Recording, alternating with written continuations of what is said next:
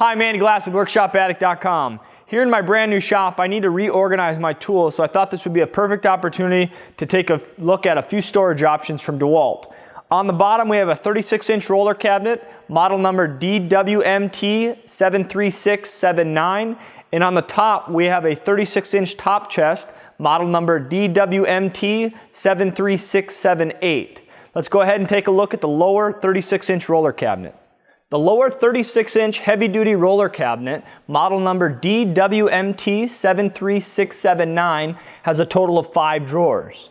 The top 3 drawers have a depth of 2 inches. The drawer second from the bottom has a depth of 5 inches. And the bottom drawer has a depth of 12 inches, with all the drawers having a length and width dimension of 31¼ inches by 15¼ inches. All the drawers include a full rubber insert to prevent your contents from shifting and being damaged as the drawers are being opened and closed, as well as the top of the unit has a full length and width rubber mat if you don't have the top chest to prevent the yellow powder coating on the metal. The top 4 drawers have a weight capacity of 100 pounds with full extension drawer slides, while the bottom drawer only has an extension of 3/4 the way, with a weight capacity of 200 pounds, utilizing 2 extra drawer slides for a total of 4 drawer slides. Now, this entire unit has a 12,896 cubic inches of storage, which means you can put a heck of a lot of stuff in here that can accumulate to a lot of weight, which is why this unit is supported on 4 1,400-pound casters. 2 of them closest to me are non-swiveling, while the 2 on the handle side of the unit, the right side of the unit, are swiveling and have a locking mechanism. The unit has a nice locking mechanism to lock all 6 drawers. The mechanism is very smooth, and the key is, it has a unique hinge system, which I'm not really sure why. So if you know, let me know below on why the key has a little bit of a hinge system. Let's go ahead and take a look at the 36-inch top chest. The 36-inch heavy-duty top chest, model number DWMT73678, has a handle on each side, which makes it very easy for a 2-man job to lift it on the lower heavy-duty roller cabinet. This top chest has 6 drawers in a 2-column, 3-row configuration. The top 2 rows have a drawer depth of 1 5/8 of an inch, while the bottom row has a drawer depth of 3 3/4 of an inch, with all the drawers having included a rubber mat to prevent the contents from shifting as the drawer is being opened and closed. All the drawers also have full extension drawer slides with a weight capacity of 100 pounds. The top of the unit here has a nice handle that your fingers and the lip of the handle you can grab and lift open this 10 3/8 inch deep lid.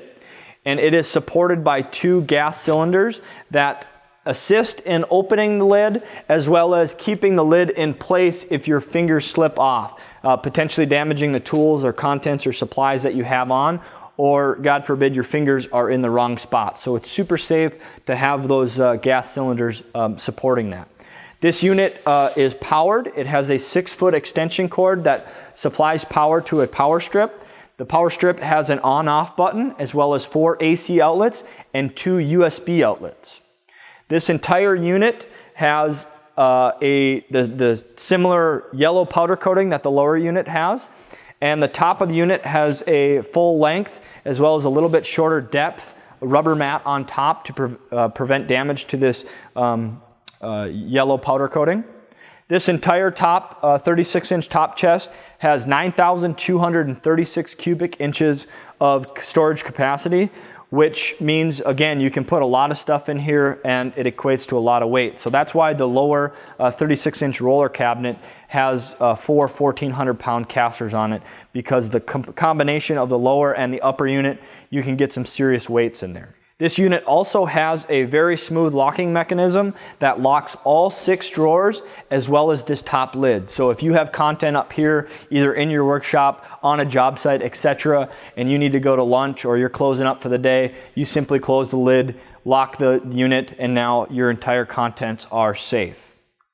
With the specs out of the way, let's go ahead and look at the unit with my first impressions, any assembly required, what am I going to use it for, who would buy this unit, etc. So right off the bat, this unit arrived freight. It was very well packaged. The powder coating is not damaged at all. It's a little dirty in a few spots. I'm not sure if that's from me assembling the unit or if it arrived that way. Regardless, a little bit of cleaner and a paper towel will get that cleaned up right away.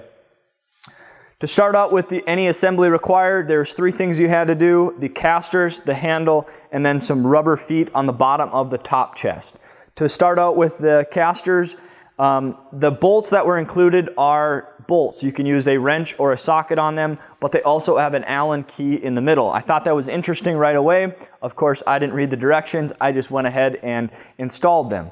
What I found out is the non-swiveling side, closest to me on the left-hand side of the unit, that can be used with a socket, and you simply ratchet them in and be done with it. On the swiveling side, or the right-hand side of the unit, there's not enough room for a socket and a ratchet, so you have to use an Allen key, and then I followed up with a simple wrench to put the final tightening on. Not a big deal, but it took me a little bit to figure out what was going on. The other assembly for the bottom unit is putting on the handle. The handle can only go on the right side, it cannot go on the left side. That's a big critique for me.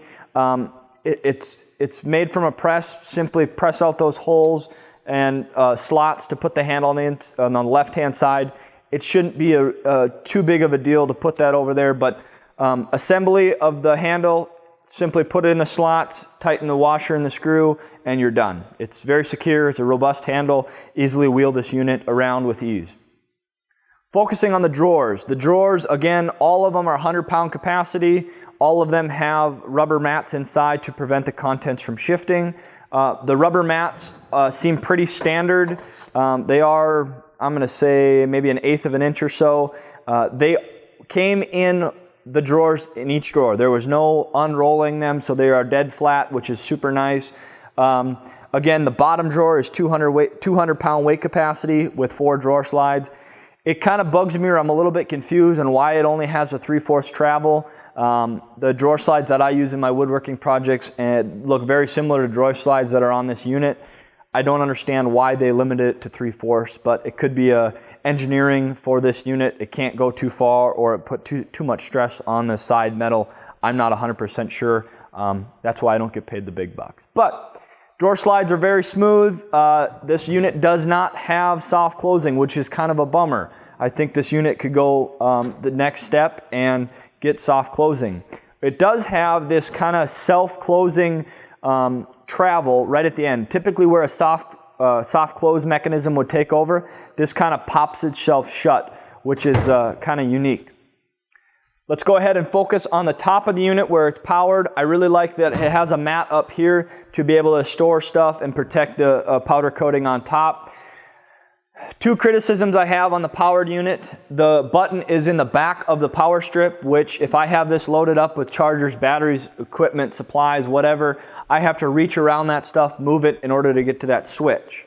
The second gripe I have is the power cord. The power cord is 6 feet long. I think it's plenty long enough, but there's no place to wrap it up if this unit is not plugged in, or if you're traveling from place to place or something like that. It wouldn't be too hard to be able to put something on the back of the unit that has tabs or something to wrap that cord around.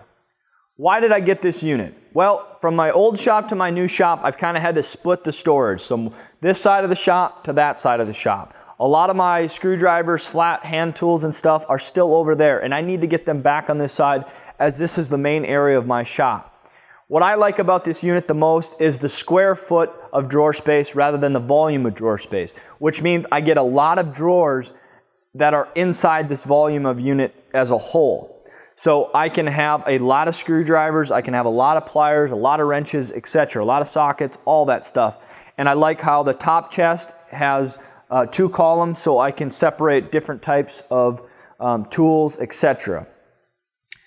The larger drawers I really like as well because I have hand planes, I have thicker tools, thicker hand tools, maybe some thicker drills, larger hand power tools, etc. that I can store in here. And then the very bottom drawer, the 200-pound weight capacity drawer, I have a lot of tools on the wall behind me that are used every single day. and I like having them ready, accessible. I grab them, I use them, and I put them right back. Tools that I use once a week or a couple times a month are in a drawer, in a cabinet somewhere else. I have to open them up, potentially get them out of the factory case, use them, put them back in the factory case, and put them back in storage. I want to eliminate that. I want to take them out of the factory case, I want to put them in this drawer and in future drawers and be done with it. Open the drawer, grab the tool itself, use it, and put it back. It's out of the way, it's dust free, it's in a great accessible location, and I want to label all these drawers. Screwdrivers, pliers, power tools, etc. Put labels on the front with the label maker and be done with it. Who's going to buy this unit? This is a very heavy duty, well made unit. It's lacking a few features that I think a little bit of the higher end models have. So with that being said, I would not put it in a super industrial setting. There are some significantly beefier units out there that are made for that setting. I would put this into a very strong enthusiast, someone that is a couple notches above a homeowner and a DIYer. A homeowner and DIYer, if they want to spend the money on a super high quality unit, they certainly could buy this, but there are definitely lower quality units that would fit into that category as well. This is a mechanics style tool chest for storing hand tools, etc. What's it doing in my woodworking shop? Well, I have screwdrivers, I have pliers, I have ratchets, I have crescent wrenches, I have all that stuff as well. I don't use them quite often in my woodworking shop, but when I have them, I need them. They're here. I know exactly where they are. So now I can pack a ton of storage into this thing in a small amount of shop space used up. Let me know in the comments below what you think of this unit. What would you like to see different? How would you use this unit, etc. If you guys enjoyed this video, please smash that like button, share, and if you haven't already, please subscribe. Head over to WorkshopAddict.com. We have a blog and a forum. Follow us on social media. I'm Andy Glass with Workshop Addict. Thanks for watching, and I'll see you next time.